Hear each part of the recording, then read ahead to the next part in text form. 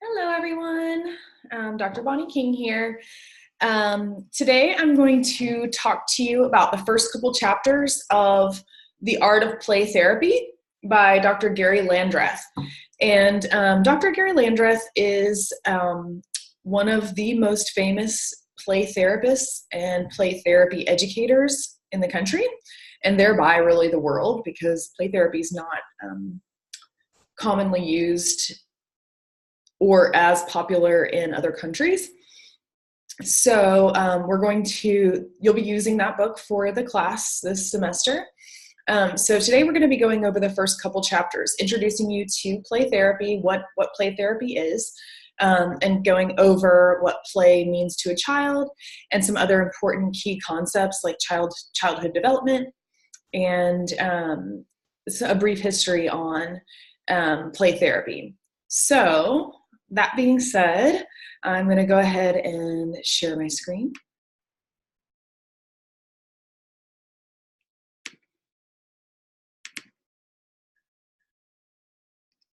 Okay, so we'll play this from the beginning. All right, so we're going over chapters 1, 2, and 3 here, and it's going to be best if you refer to these videos every single week so that you can learn as much as possible. Okay. All right, so I'm going to introduce you to Gary Landreth. So as I mentioned previously, he's one of the most famous play therapists in the country, and he by no means started play therapy. So he has popularized it, he's operationalized it, he's written lots of books. He has run the Play Therapy Center out of the University of North Texas, just down the road, for many, many years. However, some of the first play therapists started actually in the early 1900s. So Sigmund Freud, we know, was the first talk therapist.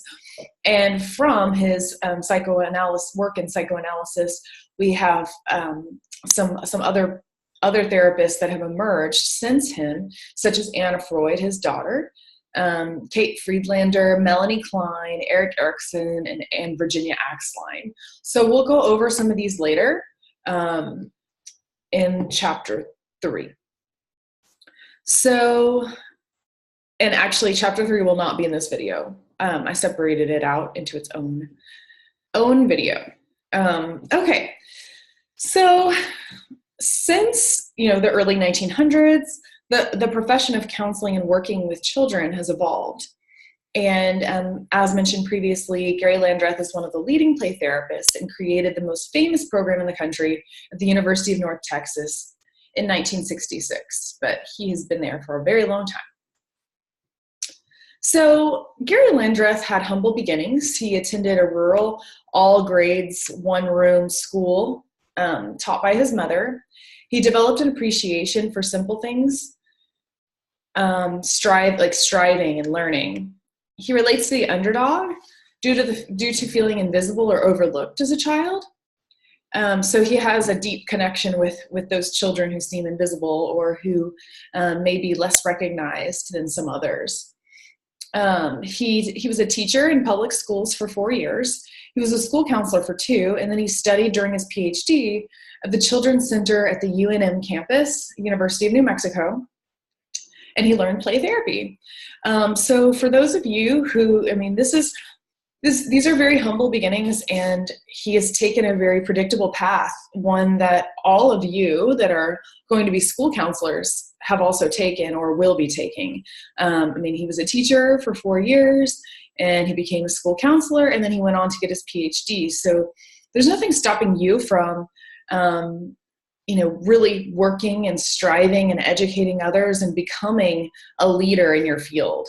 So I want to encourage you that way as well, because sometimes as professionals, we look at these big names like Gary Landreth and we get a little intimidated, like, oh, I could never do that. But the truth is he has the exact same, early career credentials as most of you do. So it's definitely not out of your realm of possibility. So I want to encourage you all to just go for it. All right, let's move on. So then he went on to create the play therapy program at the University of North Texas and made it the most renowned in the country. You're going to be learning more about this. So if you have a real genuine interest in play therapy as we continue along, you may want to look into some of their workshops and programs. I know they have like a 2-week summer program for people who want to get trained. And I think it's really worthwhile and useful to maybe get some training. If it's something that you're interested in, and it's just down the road. So you could definitely do that one summer in Denton. He's noted for his love for working with children, and he came from the unconditional positive regard and love children provide. So he really, he said that, throughout his work with children, he grew as a person. He felt more accepted, more loved, more cared about, and he understood the potential of all humans a little bit more deeply through his work with children. So he really has a passion for this, and he appreciates the freedom to just be. So that may be why some people really like working with children as well.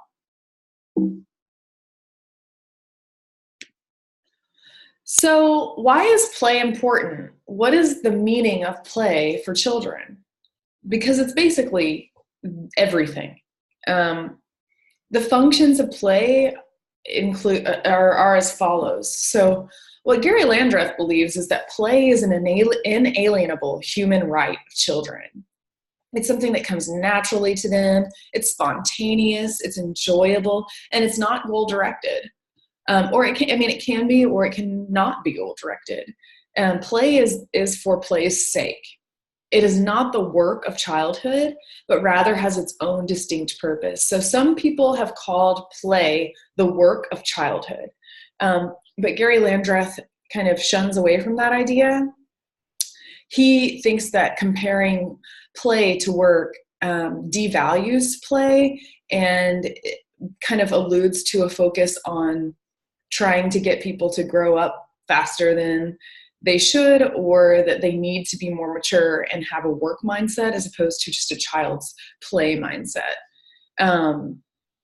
So some of the purposes are to help discharge energy. It helps children prepare for life's tasks, explore roles and understand life. It helps them develop skills, understand the culture of which they're a part, and it helps them develop social skills and personality development and creativity and imagination. So, this is obvious to see. So any of you who've worked with children, which I'm pretty sure is almost all of you, you see that they act out scenarios that they see around them. That's why kids like to play house. That's why they play school. That's why they play office. They're making sense of their world. They're making meaning of their world. And they don't have access to abstract thought at a young age, but they are imaginative and creative, and they play out in a concrete way some of the abstractions that they experience in their world. That could include feelings or communication that they don't understand. Play is the language of children. Play is the language of children. They don't have the verbal skills or developmental maturity to primarily communicate through words. They have a limited vocabulary, and developmentally, they don't have the ability to use abstract words to convey meaning or engage in, metaphors or similes or write poetry. It's not quite something that they can wrap their heads around yet. And by forcing a child to talk, the child is accommodating the counselor, not the other way around. So we have to kind of throw our notions about what it means to be a counselor out the window a little bit and understand that play is the language of kids. A therapeutic relationship is best developed through play, and rapport is built through play, and toys can be used to tell a story. So a little bit more about child development. So we mentioned previously that children at various levels of their development don't really have access to those verbal tools that we have as adults. And Piaget outlined this in his developmental model. And obviously from 18 to 24 months old, the children are working on object permanence, just recognizing when mommy leaves the room that she's going to come back, those sorts of things. Pre-operational is 2 to 7 years old, in which the child is engaged in symbolic thought. So this is why play is so important, because children can use symbols to communicate ideas and feelings. So maybe they bop the Bobo doll, or they throw the baby down to express strong emotions, but it's through symbols.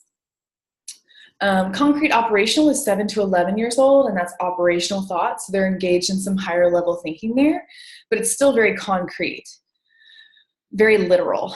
And then they move into the adolescence to adulthood stage, which is the formal operational stage, in which children can express formal abstract concepts. And the verbal, the use of their verbal reasoning and ability to express themselves increases during this stage. But as you can imagine, up until about 12 years old, play really is the best way to address those feelings, thoughts, emotions, to tell stories through the toys. So Erickson obviously shared with us some psychosocial stages of development, and you can just take a look here. And I also want to bring up that you are likely not going to see anyone in play therapy under age 3. So if we look at autonomy versus shame and doubt through about, I'd say 13 plus-ish, you can still use play therapy. It depends on the developmental level of the child and kind of where they are. So these are some of the psychosocial crises that one might be dealing with in the playroom as well. So another important, so play and child development. Toys are the medium of expression. So it really is, they're telling you a story instead of, they're telling you a story by acting it out with the dolls or the animals, or they're painting a picture instead of telling you a story. So that the toys become the medium, just like clay is a medium for an artist, or paint is a medium for an artist to express themselves. Undirected play helps children build independence, planning skills, and unexpressed emotions. Instead of saying, "I'm mad," the child might bury the doll, shoot the air with a toy gun, or destroy something. And toys are safe targets for projected feelings. So we don't want to discourage that. It's okay for them to shoot the gun, throw a toy down, or even destroy something, because that's the safe space. That's so they can work through their feelings and not hurt someone else. They can't focus on so developmentally, children have a hard time focusing on the intensity of the emotions to express verbally often. So if you ask a child, "Tell me about what happened on that very sad day when your house burned down," they might say fire. And that's all they can say, because they don't have the words. And so not only do they not have the words, but they don't have the ability to focus on that intense emotion. It comes and goes for children. It's not necessarily there just when you ask and pull it up, because their brains don't work the same way that we do. The way that might get expressed is they might come in the playroom and reenact a whole scene where the house burns down and the firemen come and they're putting out the fire, something like that. But it's not appropriate to ask, "How did you feel when the fire burned down your house?" It's more appropriate to just provide the relationship in a safe space so that they can act those things out, and then you reflect feelings throughout that process. And we'll get to more about the philosophy of child-centered play therapy and kind of the approach to take as we move along. So Piaget, so we talked about Piaget describes the abstract phase as 11 plus, and words are full of abstractions. If we use too many abstractions, the child isn't even going to know what we're saying. They're not even going to understand. And play is the concrete way of processing and expressing the world of the child. So as we mentioned before, a child who's experienced a trauma might act that out. They might tie up a Bobo doll, or they may tie up a baby doll, because it's their concrete way of expressing feelings, emotions, telling stories, etc. Children also live in the present and express themselves through their play to understand abstractions or present or past thinking. So because they're so rooted in the present, if you ask them about a past event, it might be harder for them to recall, but they will, act out the past events or even, the present or things that have happened.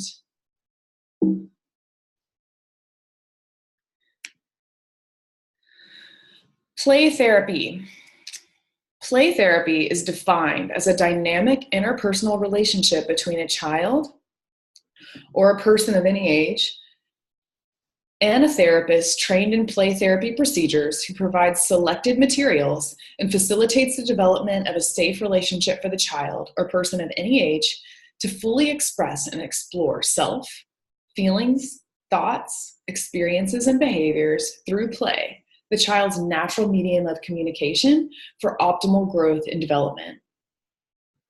So, it's a type of therapy that happens through play in a very specific playroom with specifically chosen toys, and a person who's trained facilitates this relationship in order to provide a safe space for the child to develop and grow in a healthy, optimal way. The relationship is the most important determining factor in the success of the treatment.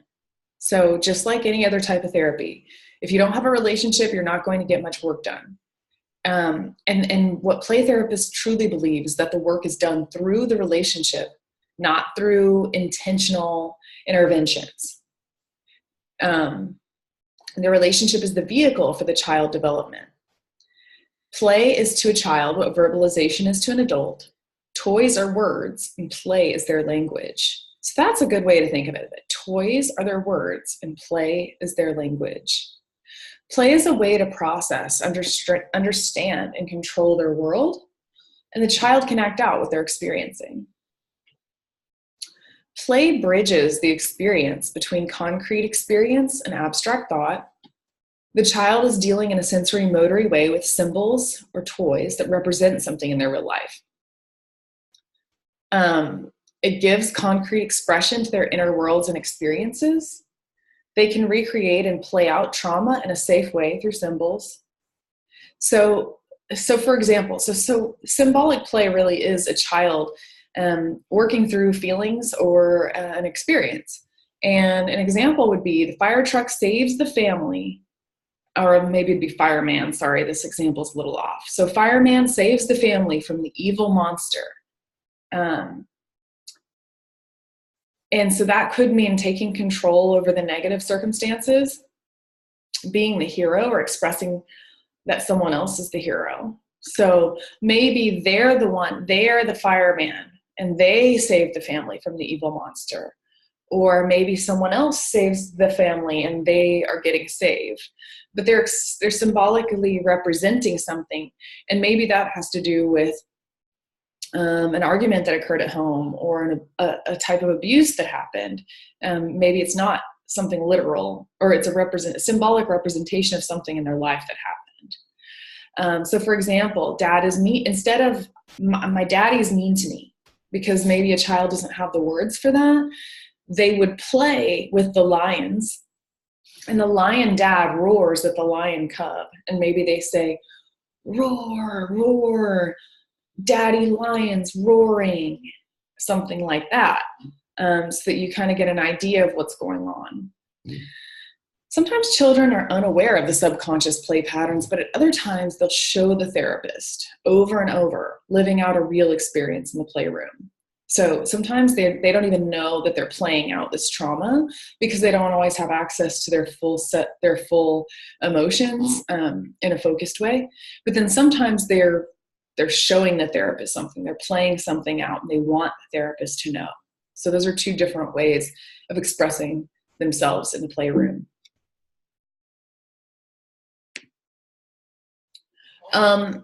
So stages of play therapy, there were 3 different types of research that were done on this. And this one's from 1955, and Moustakas, which I think was a little bit of a negative view, says that the first stage of therapy involves diffuse negative feelings, expressing frustration, anger, negativity. Maybe it's general or directed. Maybe it's directed at the room, toys, or therapist, standing in the middle of the room and not sure how to direct play. So kind of starts out confused. They don't know how to direct their energy. Maybe the child is just like having negative feelings, but it's not very focused. They're not maybe engaged in that focused symbolic play at the beginning. The second stage involves ambivalent negative feelings that are anxious or hostile, and maybe they're not satisfied with the toys. It's kind of an extension, but getting a little of the diffuse negative feelings, but it's getting a little more focused. And then they're even more focused, direct negative feelings, more targeted at specific people. Maybe from their lives. Then we move into the ambivalent positive and negative. So some positive and some negative feelings toward people in their life. So it's a little less black and white. And then we have clear, distinct positive and negative feelings expressed with positive predominating. And then all of this is a direct result of a trusting and positive relationship with the therapist. So they're able to have a safe space to naturally work through some of the struggles that they're facing.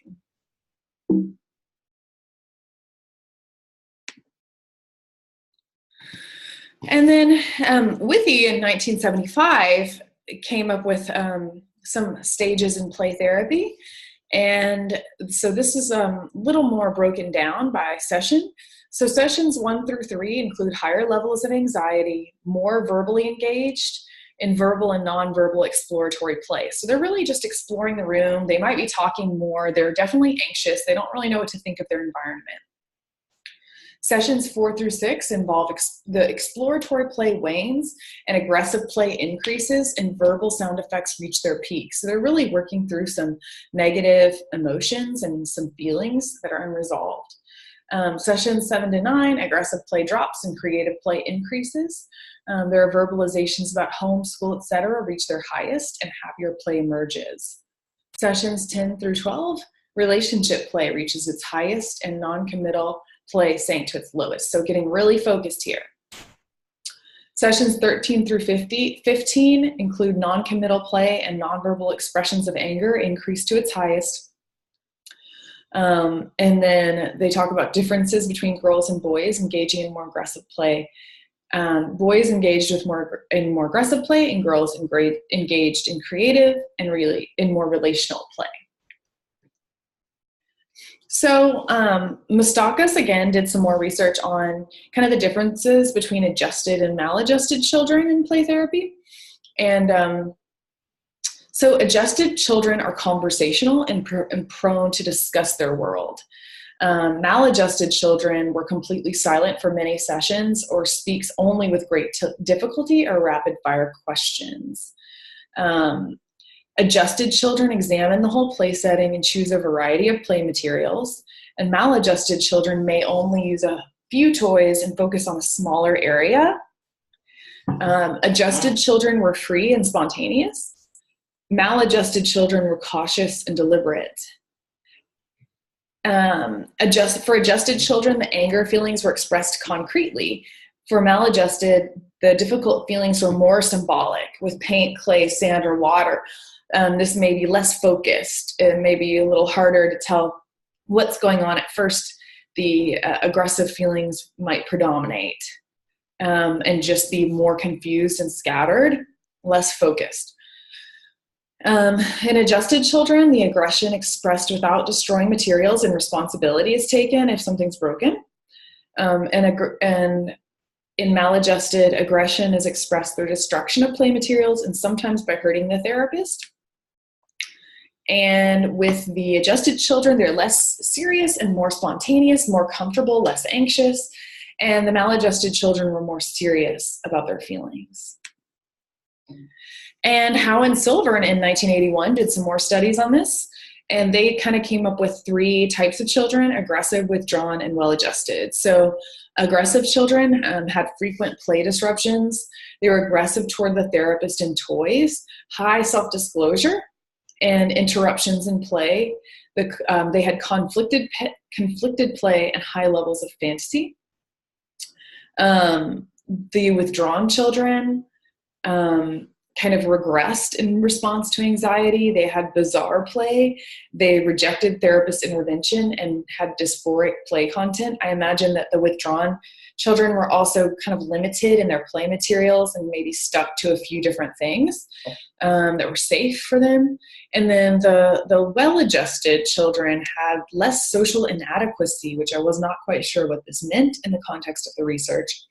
Less fantasy play, but with withdrawn girls could not be distinguished from well-adjusted girls. So that's interesting, little social differences there.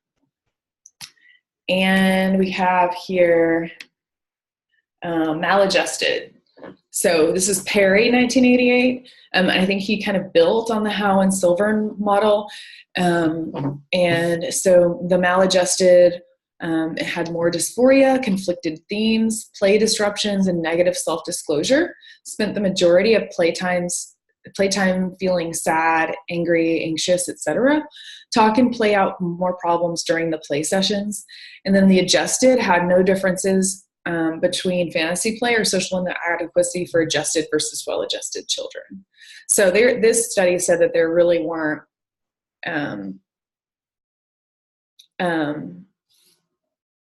many differences between fantasy play. So that's all I have for you for chapters 1 and 2. So this is an introduction. The next video, we'll move on to the history of play therapy in chapter 3. So don't forget to also read your book. I'm going to go ahead and stop share. Don't forget to continue to read your book. Because this is a nice complement to the book, but it will help you kind of understand where we're headed, because this is a little bit different than working with adults. So, all right, thanks so much. Stay tuned, and I will talk to you later. Bye.